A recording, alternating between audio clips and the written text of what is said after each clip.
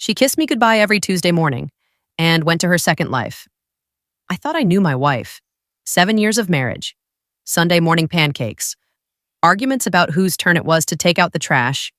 The way she'd steal my hoodies and claim they looked better on her. Normal things, real things. But while I was living in our reality, she was building another one, complete with another husband, another house, another version of herself that I'd never met. Sarah worked in pharmaceutical sales, always had. That's how we met, at a conference in Chicago, both of us nursing overpriced hotel bar drinks and complaining about PowerPoint presentations. She was funny, smart, had this way of making even mundane conversations feel important. When we got married, her travel schedule was part of the package. 3, sometimes 4 days a week on the road. Building relationships, she'd say, face-to-face meetings, close deals. I respected her ambition. Hell, I admired it. Our house felt empty when she was gone, but it also felt peaceful. I'd work late, order takeout, fall asleep watching Netflix. When she came home, we'd reconnect. Date nights, long conversations about everything and nothing. She'd tell me about difficult clients, hotel room disasters, delayed flights. I never questioned the details. Why would I? The red flags were so small I missed them completely. Like how she never wanted me to visit her work events. It's boring, she'd say. You'd hate it. Or how she kept 2 phones, one for work, one personal. Company policy, she explained. Made sense. She'd come home exhausted, sometimes emotional. Rough week, she'd mumble, disappearing into long showers. I thought it was work stress, the pressure of constant travel, the loneliness of hotel rooms. I was half right about the loneliness. Our marriage wasn't perfect, but it felt solid. We talked about buying a bigger house, maybe having kids someday. She'd nod and smile, but looking back, there was always something distant in her eyes, like she was calculating something I couldn't see. The strangest part? She was genuinely affectionate, not fake or performative. Real warmth, real intimacy. She'd curl up next to me on Sunday mornings and trace patterns on my chest while we planned our day. She'd text me random thoughts during her work trips, photos of sunsets from different cities. Wish you were here? How do you live 2 complete lives and still have love left over for both? I used to wonder if I was boring, if our quiet suburban routine felt too small for someone as ambitious as Sarah. Maybe that's why she traveled so much. Maybe she needed the excitement, the constant motion. I never imagined she needed another husband. 2 years ago, I got promoted to senior project manager at my engineering firm. More responsibility, better pay, actual recognition for the work I'd been doing in the shadows for years. Sarah seemed genuinely proud. We celebrated at our favorite Italian place, the one where they remembered our anniversary every year.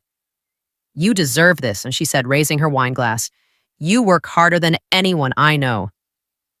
The irony wasn't lost on me later. With the promotion came confidence I hadn't felt in years. I started taking better care of myself, joined a gym, updated my wardrobe, even considered going back to school for my MBA. Sarah encouraged all of it. You're glowing, she'd say. Success looks good on you. Meanwhile, her travel schedule intensified. She'd leave Monday morning, come back Thursday night, sometimes Friday. New territory, yeah, she explained. Lots of potential, but it requires more face time. I supported her ambition the same way she supported mine. We were both building something. I just didn't know she was building it with someone else. During her longer trips, I'd video call her in the evenings. Hotel rooms all looked the same. Generic artwork, beige everything. That particular lighting that made everyone look tired. She'd prop her laptop on the desk and we'd talk while she ate room service or sorted through work papers. Miss you, she'd say before we hung up, and I believed her. Because missing someone doesn't mean you're not with someone else. The first crack in my reality came from LinkedIn, of all places. I was scrolling through updates during lunch when I saw Sarah's profile.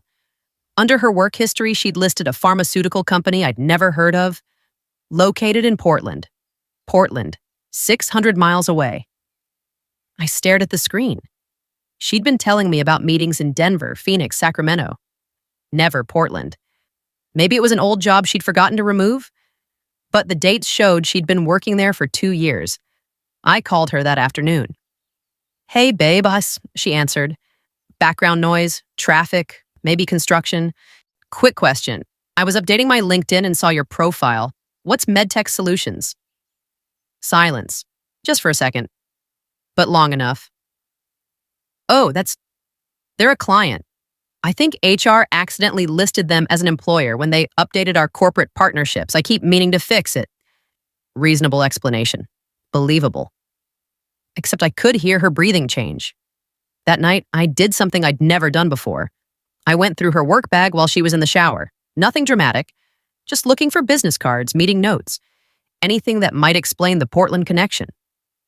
What I found was a prescription bottle. Made out to Sarah Mitchell Chen. Sarah Mitchell was her maiden name.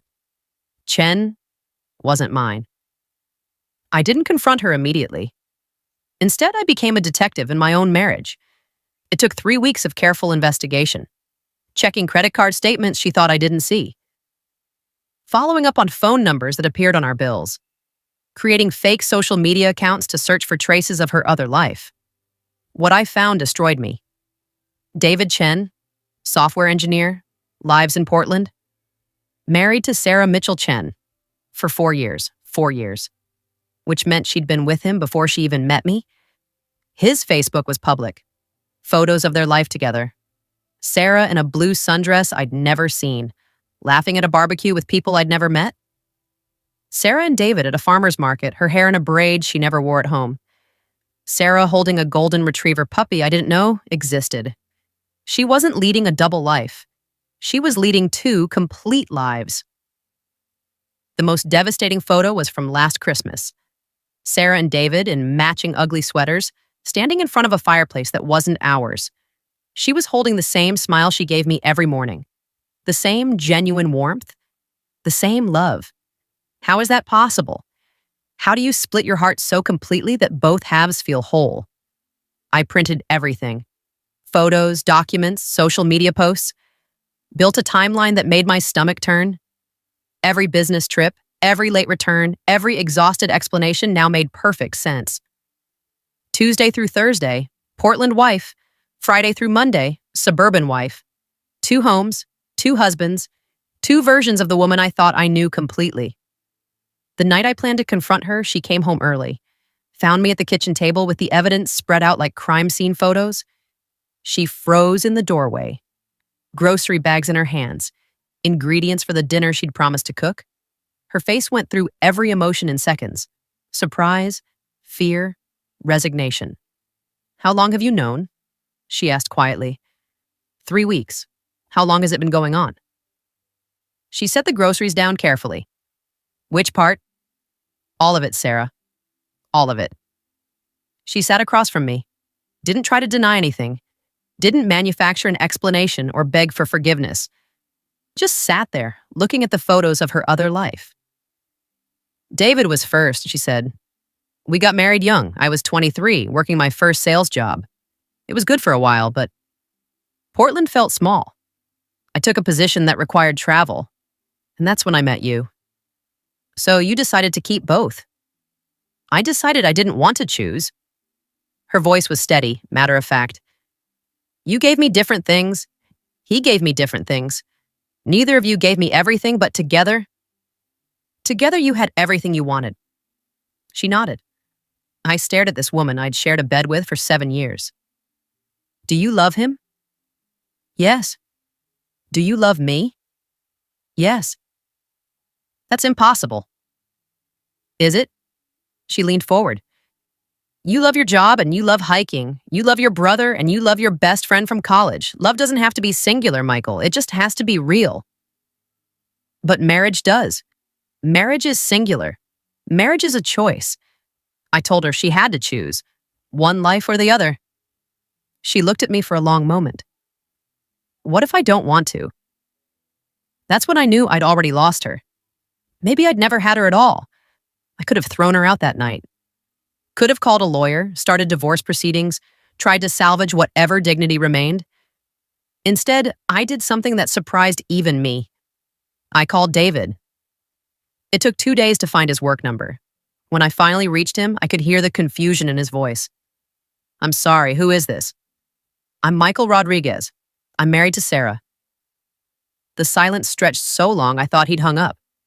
"Sarah's married to me," he said finally. "I know, that's why I'm calling."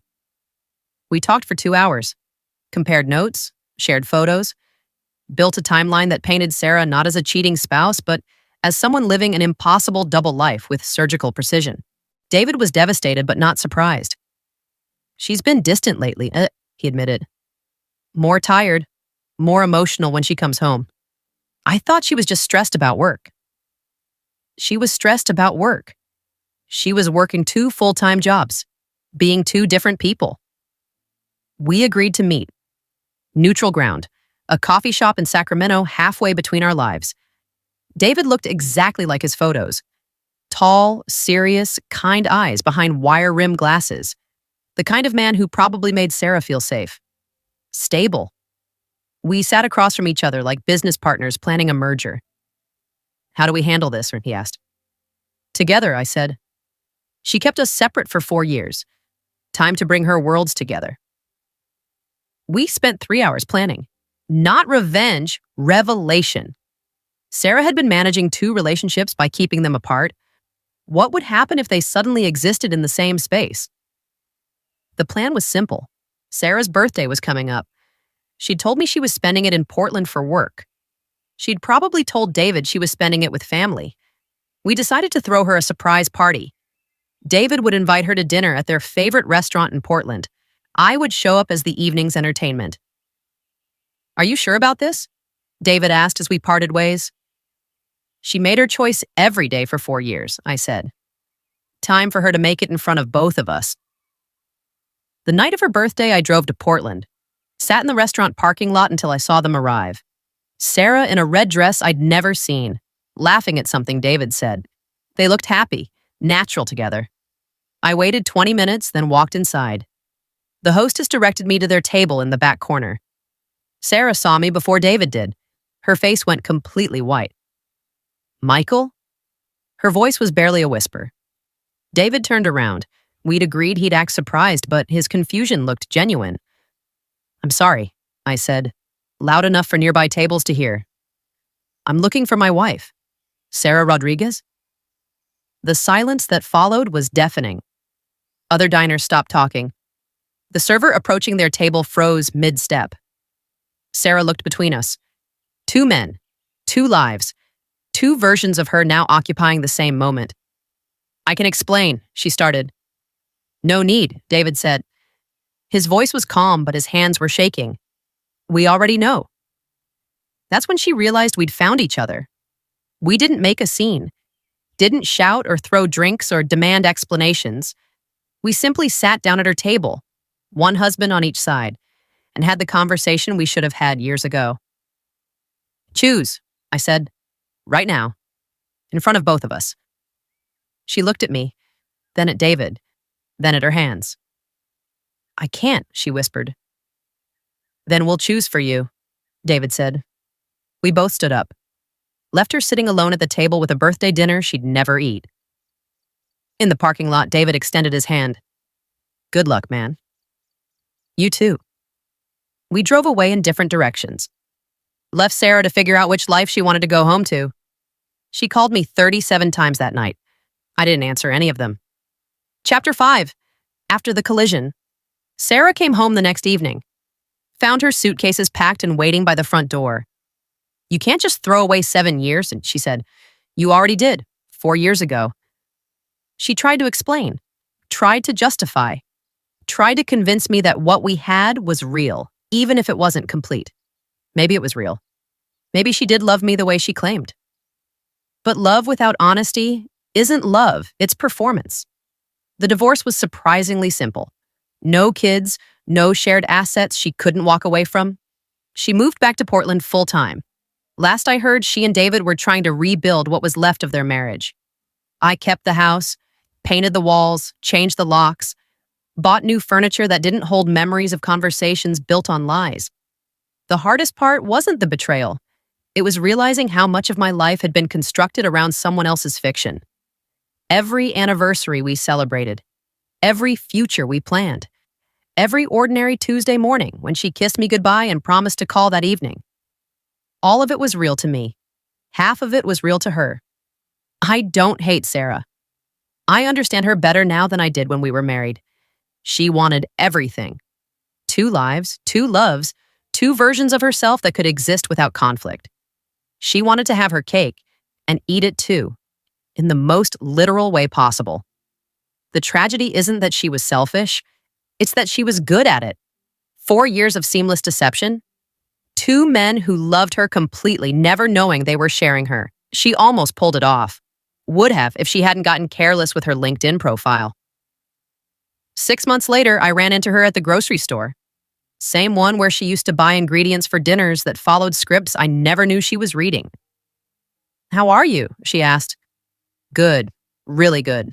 She looked tired. Older. The weight of maintaining 1 life instead of 2 seemed heavier somehow. "I miss you," she said. "Which me?" She didn't have an answer for that. We said goodbye in the cereal aisle. Final and quiet and strangely peaceful. Walking to my car, I realized something that would have destroyed me a year ago. I'd never really known her at all. The Sarah I fell in love with was a carefully curated version of someone who existed fully somewhere else. But here's what she never understood, what she couldn't calculate in all her careful planning. Authenticity can't be divided. Truth can't be managed. Love, real love, doesn't come with a schedule. She thought she could have everything by being everyone. Instead, she ended up being no one at all. And now, for the first time in years, I know exactly who I am. 1 person, 1 life, 1 truth. We both said goodbye that day, at exactly the same time.